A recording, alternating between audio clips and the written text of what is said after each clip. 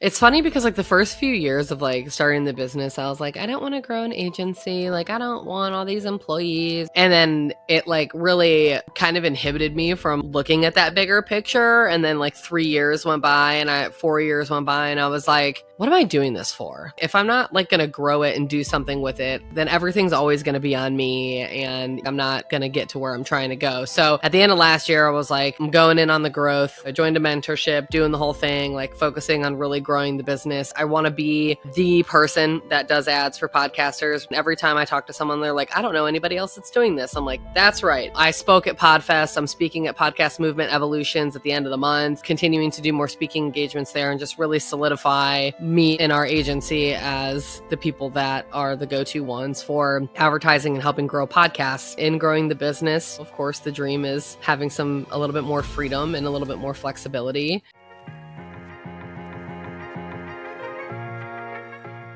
What is up, everybody? Welcome back to the Round 2 podcast. I am your host, Nikki Corbett, and I am super excited to join you again this week. I have with me Megan Shields from Chime Media. Megan, welcome to the Round 2 podcast. Yeah, thank you for having me. I'm super stoked to be here. Absolutely. Absolutely. I often say when I'm starting off my shows that I love this like time that we are in this world because of all of the digital connections that we can make through so many different avenues. And I think I found you in a Facebook group and I was curious about your business. And then we had a meeting and I was actually, as I mentioned, I'm in Mexico right now and I'm with one of my girlfriends right now. And I was telling her when she left so I could record this, she was like, I hope that you have a good recording. I'm like, oh, I will. I'm like, when I had a meeting with this gal, I'm like, we were talking, we were swearing, we were just doing all the things. I'm like, she's my kind of person. I loved her. Yes, that's very true. I love a good F-bomb every now and then. So. Right? It doesn't hurt. It doesn't hurt. Well, why don't you just let's just dive in. Tell me how you're doing. How's your week going? Yeah, I mean, things are good. I mean, it's been a year of growth. Last year was wild. Like my husband's mom had a lot of health problems. And so it was just like straight survival mode for like 7 months while he was going back and forth to Ohio and all of that. So like now we're just like back to normal. She's home, she's better. And I'm just enjoying being back to normal and like being able to focus on things and get back in the swing and self-care and all the stuff and just like be back at base level. So yeah, so we're good. We're in growth mode and yeah. We're good. Okay, well, I'm happy to hear that you're good. That's always nice. And you know, it's also somewhat refreshing to hear that you're just like, when someone says that they're just like happy to just be in their normal day to day. Sometimes I feel like there's that pressure for, it's like, oh, I'm doing this and I'm doing that and I'm doing all these things. But sometimes it's just like, you know what? My life is rolling and it feels good. Yeah. Yeah. I mean, it does. It feels good. We're in a good place and it's nice to be just back to normal. You know, Yeah. I love traveling and whatever, aside from, you know, the family health stuff, but like, I'm always like happy to be back home and be back in my comfort zone and in the things and, you know, all of that. So yeah, I'm glad. Good. So tell me some more about you. Where are you originally from? Are you from Ohio or are you from North Carolina? I'm from Cleveland, Ohio originally, and Okay. we moved down to Charlotte, North Carolina 5 years ago now. Oh, okay. What made you make the move? I hated it there. And I was like, I hated the people. I hated the weather. I hated the whole fucking place. Okay. So I was like, I'm not going to achieve what I want in my life staying here. And so we had like just gotten married and we were like, he was thinking about leaving like his company and looking for a different job. I was thinking about doing the same. And I was like, what if we just like left this whole place? Like if we're just going to like get new jobs anyways, why don't we just like get out of here? So we did. We just picked up and moved. We didn't even have a place to live until like 3 weeks before we got down here, but I was like, we're going. And you know, the universe hooked it up as always and everything went great. But like, yeah, it was just, we wanted a better lifestyle. We wanted to get out of the snow. We wanted to be closer to, at that time when we had jobs, we were looking at like a place that had a good drive window and where we could go on the weekends and like really make more of our time. Which is why we love Charlotte so much, because it is so close to the mountains and the ocean and, you know, Florida, and it's an international airport and all the things. And so we were just like, let's just get more out of life by living somewhere else. So that's what we did. And we just left. That's so cool though, because I think that there are so many people who share those feelings that you had while you were in Cleveland, but for whatever reason, like talk themselves out of making that jump. And so I think that that's like, it's really courageous and it's really awesome to recognize that your environment wasn't conducive to the growth that you wanted for yourselves. Yeah, it's been literally like a game changer. We talk about it probably at least 2 or 3 times a week. One of us is like, moving here was the best decision that we ever made. Like, hands down, best decision we ever made. And it's just one small little one, but it has such a ripple effect on so many things, from like the people in our lives to our lifestyle now compared to what it was and where we want to go and all the things. So yeah, it was a good move. You know, it's so funny. And for people who are listening, who are my, you know, OG, like ride or die listeners that listen every week, they're going to be like, wow, Nikki, you're saying this again. Like, I am just such a believer that the right people end up on this podcast at the right time, because I'm in a transitionary moment in my life as well, where I don't have a permanent home right now. And so just hearing everything that you said is just like, so like reassuring and like makes me feel so confident that like by making the moves that I have, that I'm going to end up landing somewhere where I'm going to have some of the same feelings that you are as well. Oh yeah, 100%. Like, I'm just a big believer in just like energy and putting things out there, and then like things just tend to unravel and work out all the time. Like I said before, we didn't even have a place to live until like 3 weeks before coming here. And I was like, oh, we're going to have to get like a place that we don't really like, but whatever, we can just stay there for a year and blah, blah, blah. And we literally got we got this townhouse. We've made literally lifelong friends that are some of our best friends just by being there. Like, everything just works out. And I think if you've got the right intention and you're, you know what you're going for, like it'll all work out. You'll be good. So tell me, how did you come to have that mindset? You know, I don't know. And somebody asked me that recently on another podcast about like, what was like the moment when, you know, your mindset kind of shifted and this and that. And like, I honestly have no idea. Like, I think it's so like weird. And the only reason I think that this is a thing is because when I went to Disney for the first time, okay, I promise this makes sense. I promise this makes sense. So I took my husband on a surprise trip for his 30th birthday to Disney, because he like grew up going. I had never gone. We didn't have any money growing up, whatever. So I'd never been. And we went and it was great. And then like the fireworks night, I had this like intense reaction where I just started crying and sobbing. Because it was just like so beautiful and like, I don't know. And it made me really think about, I'm like, what's happening? First of all, 2, like, is anybody watching me? Like, 3, I'm like, gotta get out of here. But like, I really thought about that. And I was like talking to Matt about it, my husband. And I was like, I think it's because like growing up and watching Disney movies, to me, the message I always got was like, you don't have to stay where you are. And if you want something else, that's fine. Like, there's nothing wrong with you. You can have the life that you want, even if it's not where you came from and that kind of stuff. And it was interesting because he was like, and he's gone to Disney his whole life, big Disney guy, whole shebang, his family, they're all Disney adults, you know?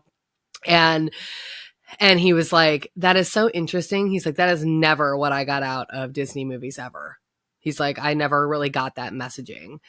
But for me, that's what I saw. And so I think, you know, that's part of it. In growing up, I always was like, I want like something else. Like, I feel like I always had the internal knowing of like, I wanted different things.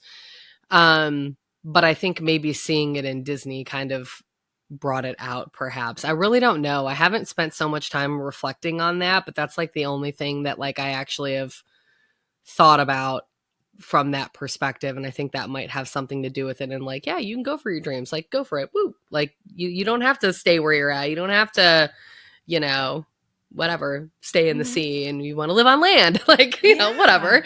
Yeah. Little so Mermaid. I think, right. You know, like, I think it was just, you know, those things throughout my life, like, I think that's just kind of how it came to be. Okay. That's really cool because I'm always intrigued by different people's mindsets, right? Because that's such a number one, it's such a like big driver in success is your mindset. And Yeah. then number two, it's also being very talked about right now. Like there's so many people talking about like, oh, your mindset this, your mindset that. But I'm always intrigued by people who tend to be more optimistic, kind of like glass half full, like, and that's very much me, like almost to a point where sometimes I can annoy myself because I'm like, well, what's the silver lining? As like tears are streaming down my face, you know? Right. Like, what is this lesson teaching me? Totally. Like, exactly. like, this is awful. Exactly. And it's like, just shut up, stop being so positive, Yeah. you know? But it's like, it is true though. And it's like, so I'm always curious, like what kind of led you to be that type of person? And so that's why I asked, but do you feel like that's kind of a general, like, is your family very optimistic? Like, do you feel like you saw that behavior growing up? So that's interesting you said that, because while you were just talking, I was thinking about that. And I think it's because I saw the opposite. Okay. And so I think I went the other way. Like, so I was raised by my mom primarily, and like she is just very toxic and negative and just generally unpleasant. And I just think I saw that, and then the type of life that like manifested around her because of her general attitude and how she feels about people and life and just all of that. And I was just like, that is not like, if you think things are terrible all the time, like they will be terrible all the time, because you're, one, creating that, two, believing it, and then three, it's just going to happen because that's what you're going to see out of every single situation. And so I think that pushed me in the other direction where I'm like, well, that's not helpful. Yeah. So let's not do that. Right. Yeah. No, but that's so great to have that awareness to be able to recognize those things and then to just actively say like, okay, I want to try something different and see if I get that different result, where, you know, there's so much of that whole, like, what's the definition of insanity? Doing the same thing over and over and expecting different results. And so that's cool that you were able to see that. And then it obviously has driven your further life choices. Yeah, I'm very self-aware. I don't know where it came from, but like I'm always like, okay, like, is this me? What's going on with the situation? And like having an objective like view at it and really just analyzing it and going from there. I don't know where it came from, but I'm a very hard person to, at least I feel like when I go to therapy, I'm like, I must be a hard like patient, because I'm like, here's what's happening, here's why, here's what I'm doing about it, and cool, here's $100 and I'll see you next week. Like, you know what I mean? And she's like, okay. Gosh, right? Oh my God. That is so funny, because I've had moments like that where I sometimes feel like when you get to a moment like that with a coach or with a therapist or whatever type person it is, it's almost like that's like the signal that you've outgrown them. You know, because you're kind of like, wait a minute, like I just didn't need to be here. Like, right. Like I already know what's up. Yeah. Like I was working with a life coach for a couple of years, and he was wonderful. And he was like right there beside me as I made some really, really big life choices, and, you know, helped be a nice mirror and sounding board to, like, you know, because, you know, one of them, I was like, am I doing this because I'm, you know, reacting to something, or does this feel knee jerk or whatever? And it was really helpful to have him to talk through. But by like our final 2 sessions, I literally had felt like I just paid a friend to like gossip about my own life. You know, I was like, here's my update and here's my money. And I was like, what happened there? Yeah. Growth happened. Growth happened. Exactly. Exactly. I love that. So what, as you have gone on this like journey with yourself and with your life and with your career, what was your like career point that because you made this comment like, oh, when we had jobs, which I know you do have a job now. So I know you meant when I was working for someone else. So what is it that you were doing prior to what you're doing now?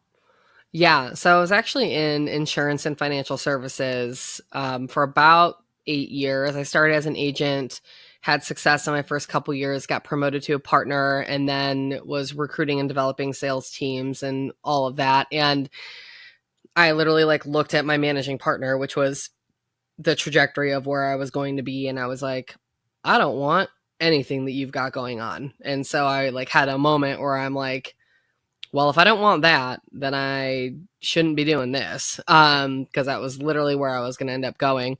And so we moved to Charlotte, and I also started the business like in the same year. And I started the business on like the heels of some of the stuff I was doing in insurance and financial services. So long story short, I was using LinkedIn and social media to grow my business because I didn't really have like a warm network and all that kind of stuff. And it's a very like old white guy industry where they're like, knock on doors and make luggage tags. And I'm like, I'm not knocking on doors. I'm a 24-year-old girl. I'm not trying to get murdered. So right. Not doing that. Oh my God, knocking on doors. So yeah. And no one answers the door anymore, right? Like, I mean, God, I hope not. Like, you know? No, it's so funny bizarre. that you say that. There was a guy it was before Christmas. And so when I'm in California, I've been staying at my brother's house, and my parents also have a house in the same neighborhood. And so I was walking over to my parents' house. Well, as I am about to leave, there's someone at the front door. It's dark outside, you know, and it's a younger guy, but still I was kind of like, oh, can I help you? And he was like, oh yeah. And I was like, oh no, like no soliciting, like no, thank you. Like, you know, we're good. And so a few minutes later, I went outside to go to my parents, and he was still out front, and, Ew. yeah, but he was like going to someone else's house. And I was like, you know, Amal, it's not really the best time to be like ringing people's doorbells. And he got real snippy with me. And I was like, look, I'm like, it's dark. It's dinner time. And he was like, oh, okay. Well, what time is dinner over? And I'm like, I'm not inviting you back. Yeah. I'm like, you're not making me feel any more comfortable about you ringing doorbells in this neighborhood, buddy. Yeah, for real. I mean, it's bizarre that people still do that. And I was like, I'm not doing that. Yeah. So anyway, so like I use LinkedIn. And so when I started my business, I became like the LinkedIn girl at my job, and they had me like training other people, training other agents, training other managers. And then when I moved to Charlotte, I switched to a different financial firm. And then the same thing kind of happened where I was using LinkedIn, and they were like, how are you doing this? And so I ended up teaching people there. So that's how I actually started my business. And then I ended up taking a course on Facebook and Instagram ads, because I was like, well, if I know LinkedIn and I learn the advertising side of Facebook and Instagram, that's where most business owners are. And this was, of course, before like TikTok and whatever. And so then I bought that course and then just really focused on that, because I tried to like do both. I was like, oh, I'm going to have like a side hustle. That shit did not work out. I was like, I do not have time. This is like intense. Because like the role I was in as like a managing director, I was like recruiting, interviewing, going on sales calls, like selling, prospecting. I mean, it was all the things. And I was like, this is intense. And then I was like, yeah, let's start a business. So I mean, it just like, I became very unruly in the role I was in. And I was like, they're trying to micromanage me. And I was like a 1099 role, which I took on purpose. I took a $50,000 pay cut and took a 1099 role to, one, come down to Charlotte, but two, have the flexibility to start something on the side. And then they were trying to like micromanage me. I'm like, I'm 1099. Get the fuck out of here. So we like stopped. There's nothing the worse. Worst. There is nothing worse.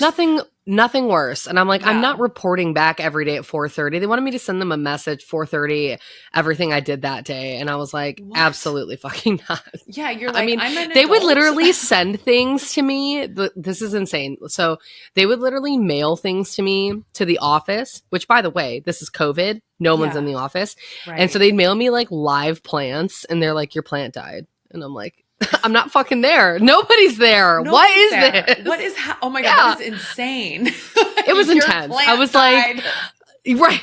I'm like, oh, because you sent it to an empty office? Of course it died. Yeah. Like, it was just the most ridiculous shit. And I was like, I got to get out of here. And like, I had switched firms, you know, thinking it might have been better. But of course, the grass wasn't greener. And I was like, it's going to be the same everywhere. So I was like, we need to sever the ties, and I'm just going to go all in on the business. And that was April of 2021. And that's what I've been doing since. Okay.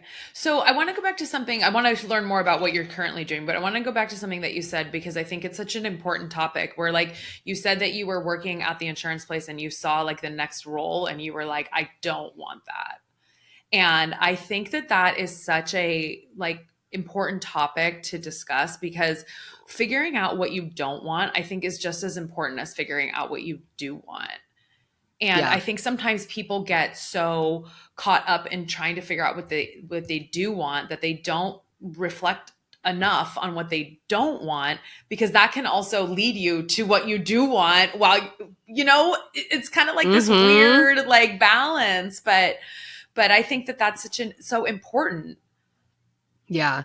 I mean, he was, really unhealthy, and his family was living in California, and he was in Cleveland, and it was just, and he was an asshole too. So there was that, and he worked for the company for like 40 something years. And I'm just like, moved all over and like, you don't really have a choice in that industry where you move to. So like, I was down for moving, but I'm like, I don't want to live in South Dakota kind of thing.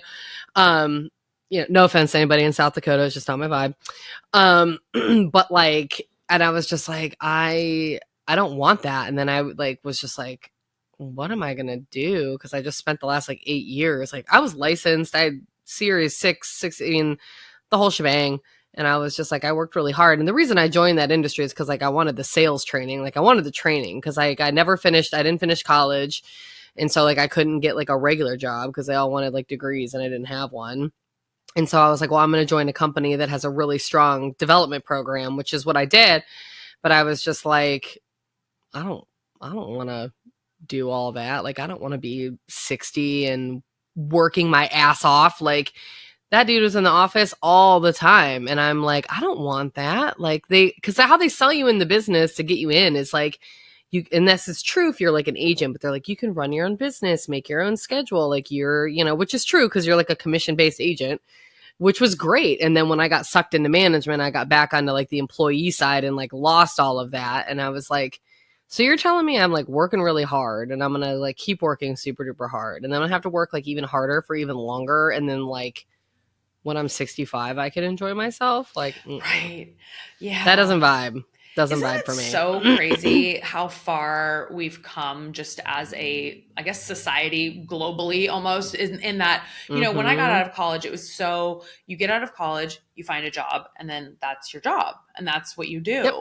And now it's like, you mentioned like, you didn't go to college. And so you were having trouble. You were like, I can't get a job because they want to see the degree. And like, now it's like, okay, you don't have to go to college. Like, you can get a great job if you're great at certain things. And if you can prove that you're doing all of these great things, but then you can also like have a side hustle. You can be an influencer. You can, you can do social media. You can do all these different, you can have a podcast. You can do all these different things and still be having a 9-to-5 if you want. It's so neat that this is where we are.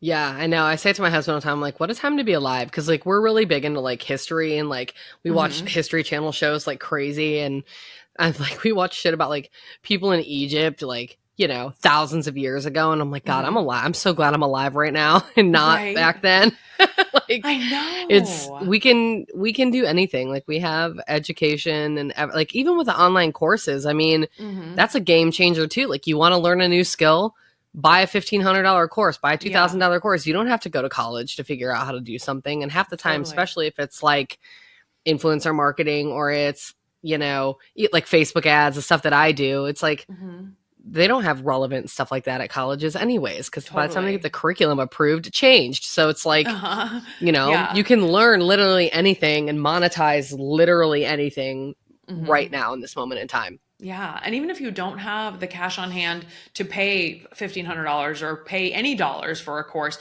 there's so much free content on YouTube, on social platforms, on TikTok. I mean, all these social platforms are now like search engines as well. You go in there and you type what you're looking for, and then it's like, boom, here's 6 videos. And it's like, okay. Yep.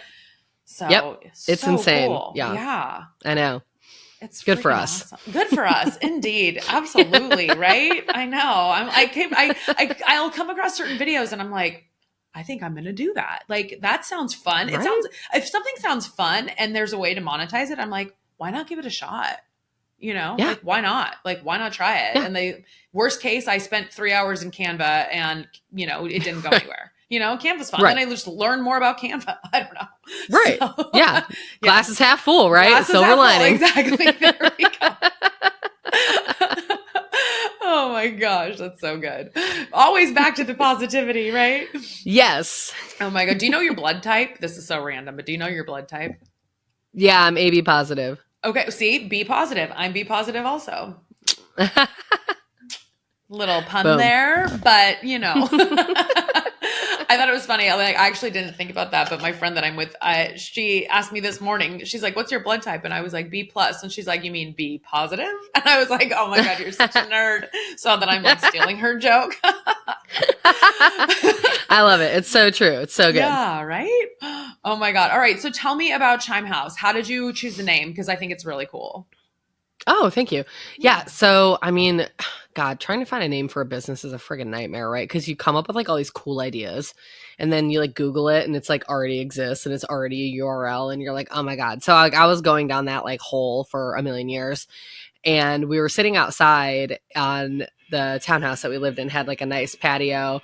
And we were just sitting out there and it was a beautiful night. And we had like a wind chime that was hanging there that my husband's grandmother gave him. And it was like blowing in the wind. And I was like, I just kind of was like, Chime House, something. Like I literally just like made it up. And I was like, how about that? And so like I was like, that's good enough. And so I looked and it was available and I was like, boom, that's it. We're going with it. I was like, I am done with this step of the process and we are moving on. Oh my God. I feel like there are so many stories like that where it's either, you know, like there's some sort of deadline or you've tried ad nauseum to find something that works and everything you Google, like you said, already has a URL. There's already a business with the name. And then it's like that last minute and it's like, lock it in. Let's go. Yeah. I was like, oh, it's available. Okay. Purchase. Boom. Done. Moving on. Yeah. Well, I mean, it's easy to remember. It's easy to say. It's easy to spell. So I think you've got the three things going for you. Yeah. Which honestly, in the beginning wasn't even something I was thinking about. So it's aged well, which I'm glad. So what is it that you all do? Yeah. So we specialize in Facebook and Instagram advertising for podcasters. So specifically business owners with podcasts. So most of our clients, all of our clients, have their podcast as part of their content marketing strategy in their business. But what I find is like they have like their marketing and stuff over here to the left, and then they have their podcast over here to the right, and they don't really know how to like integrate the two into like a strategic plan from like a marketing and client acquisition perspective. So we help them grow their podcast, get more people to the show, and get more people on their email list so that they can build their internal community. For obviously all of our clients are business owners, so they're selling coaching programs, courses, various things. So helping them build their email list that way, and then really helping them push out their social media content and get seen and build their audience as well. So it kind of works as, it's my signature like trifecta strategy that works as like a big ecosystem to really just get more eyeballs and get more people into their world. Because most people come to me and they're like, I've kind of tapped out on my warm market. Organic is not growing fast enough for me. Like I need more people. I have a great service, a great offer. It's converting, it's working. I just need more people into it. And so that's where I come in. That's super exciting. So, and do you feel like the background that you had with doing, like learning about ads for your insurance business kind of helped you spearhead this? But then how did you decide to specialize with podcasts or businesses that have podcasts? Yeah. So I think a lot of what I learned in insurance did come over into the business, but more from a business development side, if that makes sense. Like I bought a course to learn ads. I mean, I ran a little bit of ads when I was in insurance, but it like wasn't, I had no idea what I was doing. So I bought a course to learn the ads, but like also having the business development and sales background helps because I can see the whole process and where the ads fit in and, you know, how to really reach those people and think more about buyer psychology instead of just like running just an ad, you know, really creating a more strategic environment with it. And then the podcasting thing just kind of happened a couple of years ago. A friend of mine who's a podcast growth coach, he like came to me and he was like, hey, I would love to like test some things and see if you could create a strategy that's like specific to podcasters. And he's like, everyone's always talking about Facebook ads, but I never really see anything for podcasters specifically. So I'd love if you could like test some things out on me and like see how it goes. And if it goes well, you know, you can be on my show and talk to my membership and that kind of thing. So it went well. So I did that. I was on his show. I, you know, talked to his membership, ended up working with some podcasters there. And then I was like, should I like fully pivot the business? So I did, a bunch of market research calls and decided to like fully pivot like my messaging and things around working with podcasters in like October of, I think, 2023 it was, maybe 22, can't remember, 23. Anyway, it doesn't matter. And then fully went in on working with podcasters. So that's kind of just the realm that I've been in now for a couple of years. It's so interesting because like on paper, my clients are like the same now as they were before. They just happen to have podcasts. So it's just kind of like a different messaging angle. But it's cool because like podcasters are awesome and they're like fun to work with, and like we get to do this and be on shows and like have great conversations, and like they're super collaborative, and that's how I like to work. So I feel like it has been a really good like niche just for like the way that I organically like to work and interact with people in my life and business anyways. And so it was unexpected, but it's been a really good pivot. That's so cool. Yeah, I think that, I mean, obviously, like being a podcaster myself, like it's such an interesting group of people.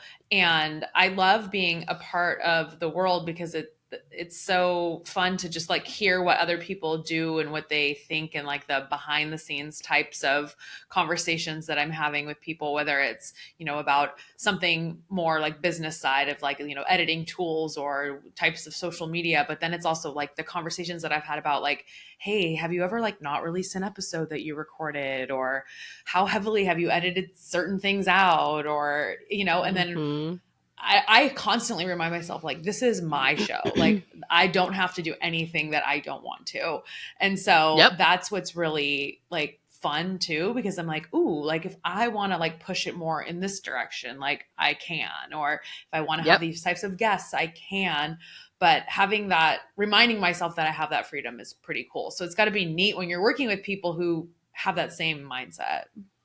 Yeah. It's been super fun. And it's really cool just to like, just see how people like use their podcasts and what they're doing. Cause a lot of the people that I work with are like super impact driven, you know what I mean? So they have like a great message. And so just having a platform to like share it with people and just hearing their stories. And I like, of course I listen to their podcasts cause like I do ads for them. And so like I learn a lot from all my clients just by listening to some episodes of their show. So it's great. Yeah.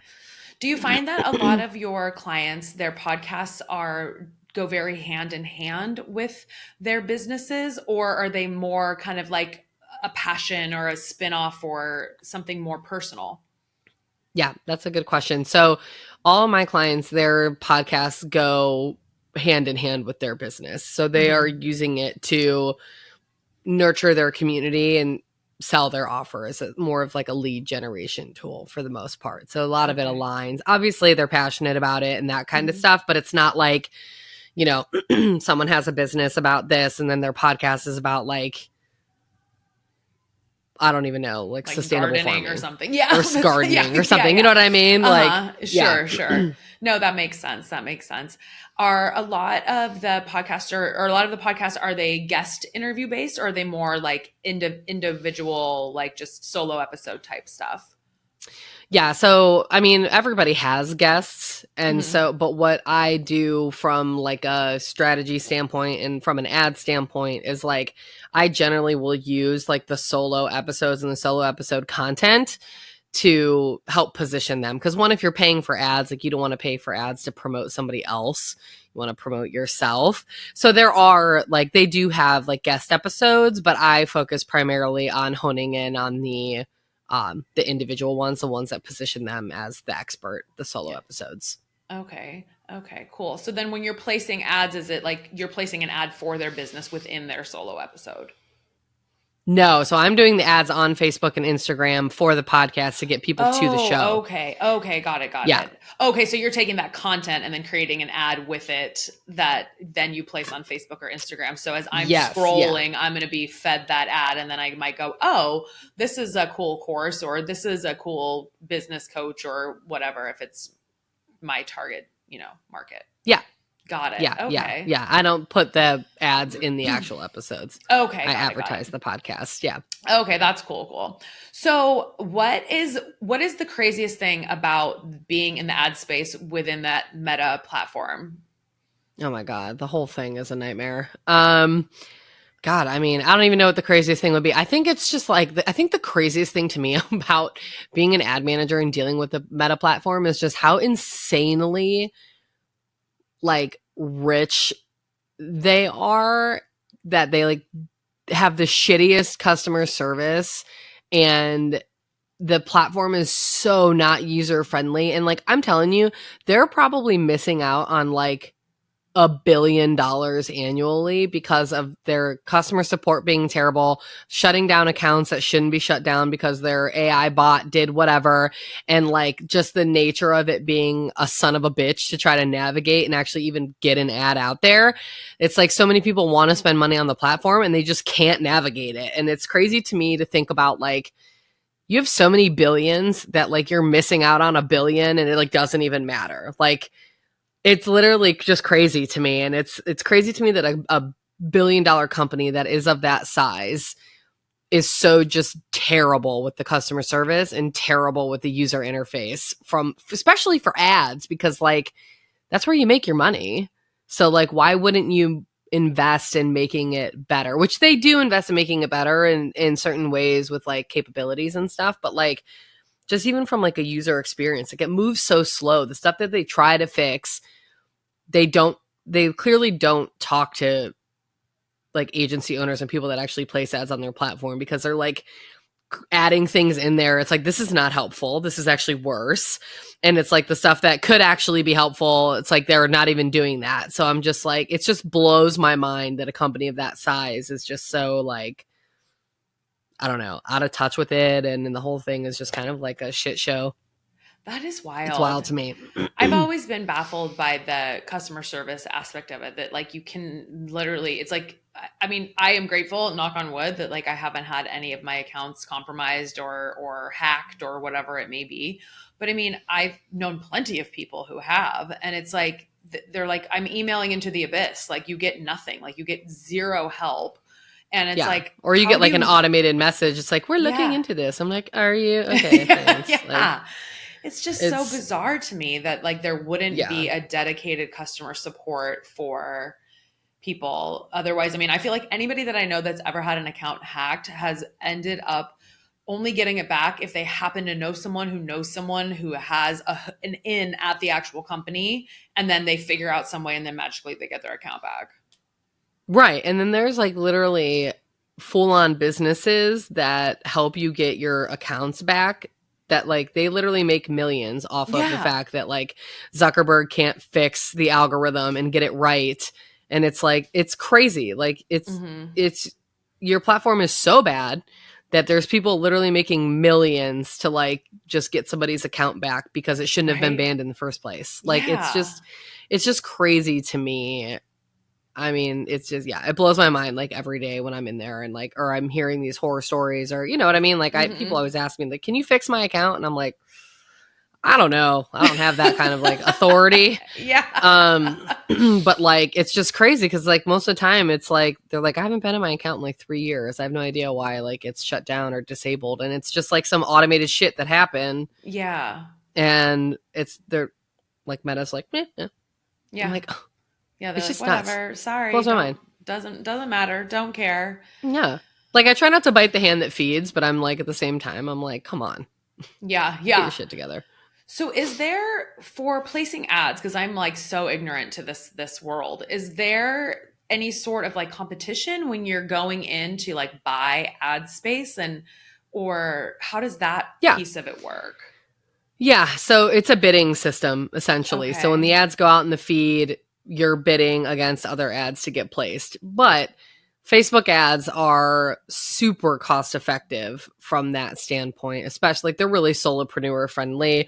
I mean, some ads I literally run for like $1 a day, $5 a day, like that kind of thing. So it's really cost effective. So it is a bidding system, but you know, it's not like crazy expensive or anything like that. So is it fair to say that if I'm seeing the same ad over and over again, that's a higher cost ad if it's constantly showing up in my feed? No, not necessarily. It just depends on like how the algorithm is feeding things out and where they're placing it. Oh, okay. Interesting. And then, God, that's so crazy. Cause sometimes I feel like I'm like, why am I seeing this ad 27 times a day when I like have no interest in it at all? I mean, and I appreciate that you can, hide it or remove it, but I hate when it's like, oh, you won't see this for 30 days. I'm like, how about I don't see it ever? How about never, Yeah. ever again? Is there a Yeah. never option? Like, Yeah, and they're testing a lot of stuff too. Like they're changing a lot of things with like the audiences and like where the ads are getting who the ads are getting shown to.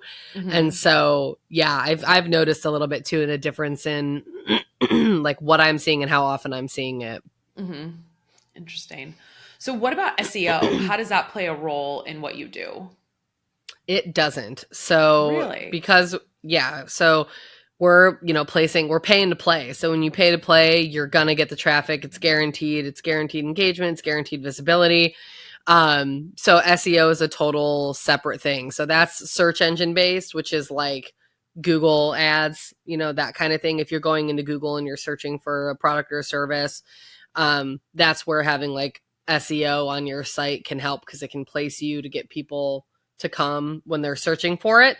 But from a Facebook and Instagram ads perspective, SEO doesn't really matter. Oh, okay. That's interesting. And the reason I asked is because I have seen some, TikToks and Instagram reels lately talking about, the different changes that are coming out and how, there's one that caught my eye specifically because it was talking about like SEO as far as when you're making reels and even like feed posts and how like, hashtags are kind of like going to be a thing of yesteryear and now it's all like SEO. And we even noticed on some of our posts just over the last couple of days, like looking when you would tap on the comments, there's a little like magnifying glass with like a keyword in or two in there. And I'm like, oh, whoa. Okay. So it is grabbing things that we're typing either in the caption or whatever. And it's linking it to Yeah. like a search term. Yeah, So, from an organic standpoint, like TikTok and Instagram, people are searching there more. mhm. Excuse me. So that becomes like putting in keywords Yeah. is more relevant from like an organic standpoint because you want the discoverability. So you're saying, okay, this reel is about whatever, Mhm. and then when people are searching for it, it will pull you up in that. But when you're paying to play, you don't have to worry about that because you're getting Okay. the Because it's going to be guaranteed shown a reach. certain amount of times per day or whatever, depending on Yep, because you're algorithms and paying all for that. it. Got it. Okay. Okay. Yeah. So cool. So as you know, like this podcast is called Round Two. So I'm always like trying to like weave back to different parts of the story and like your journey and your path. Cause like even in the few years that you said you've been doing the business, just by sharing how you've got to where you are today, you've had like what I like to call mini round twos, right? It's like you're like doing this and then it's like, oh, should I like make this pivot hardcore for these businesses with podcasters? And so as you kind of envision like the next like few years in the future, what is it that you believe is on your path? Yeah, so it's funny because like the first few years of like starting the business, I was like, I don't want to grow an agency. Like I don't want all these employees or blah blah blah blah blah. And then it like really kind of inhibited me from like looking at that bigger picture. And then like 3 years went by and 4 years went by and I was like, what am I doing this for? Like if I'm not like gonna grow it and do something with it, I'm like then everything's always gonna be on me. And you know what I mean? Like I'm not gonna get to where I'm trying to go. So at the end of last year, I was like, I'm going in on the growth. Like, so I joined a mentorship, doing the whole thing, like focusing on really growing the business. So for me in the next 5 years, that's my plan. I'm going to grow it. I want to be the person that does ads for podcasters. I mean, every time I talk to someone, they're like, I don't know anybody else that's doing this. I'm like, that's right. And so, I spoke at Podfest. I'm speaking at Podcast Movement Evolutions at the end of the month. So continuing to do more speaking engagements there and just really solidify, me and our agency as the people that are the go-to ones for advertising and helping grow podcasts. So that's really my plan. And then in growing the business, of course, the dream is having a little bit more freedom and a little bit more flexibility. And then eventually sell it at some point. Yeah, But yeah, yeah. that's kind of what it looks like for now. That's really cool. I like that. And how big is your team? So right now I literally have like an assistant and one other person. So Awesome. slow and steady.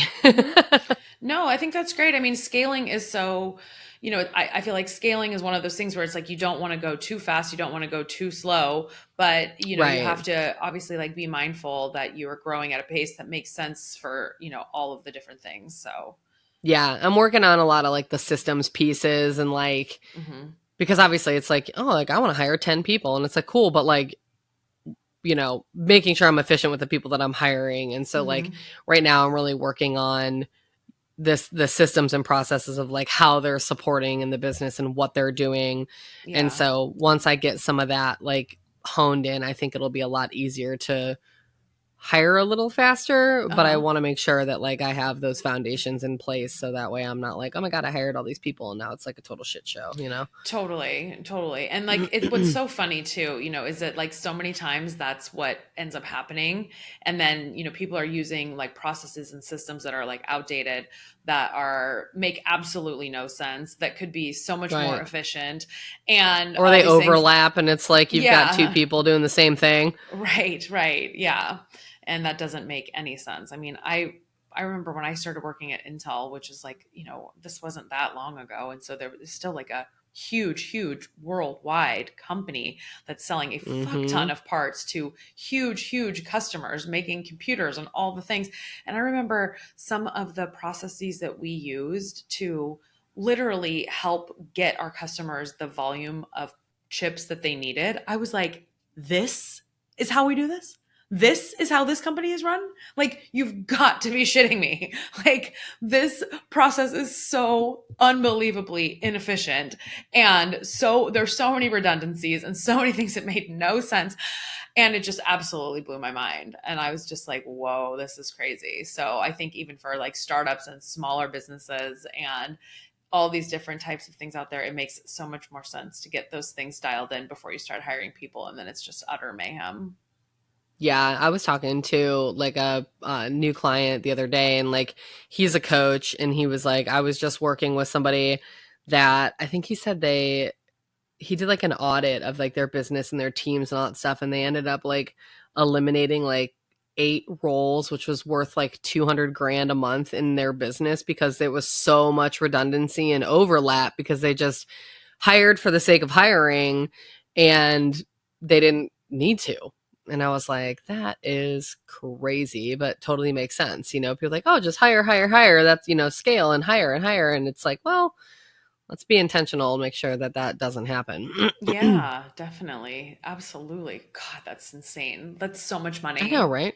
Yeah, you're I probably know. like, Isn't that holy crazy? shit. Yeah, that Right? is Like here, crazy. you get 200 Yeah. extra grand a month. Yeah, no problem. Oh my God, Right. that's wild.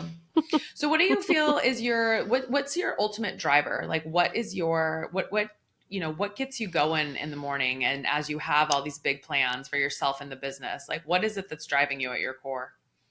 Yeah, I think it's just like freedom and options. Like, I don't want anybody to tell me that I can or can't do shit. And I want to be able to do whatever I want, Hmm. whenever I want, whatever it is. Yeah. Um, and I think that's really, yeah, I think that's really the main thing is like, Hmm.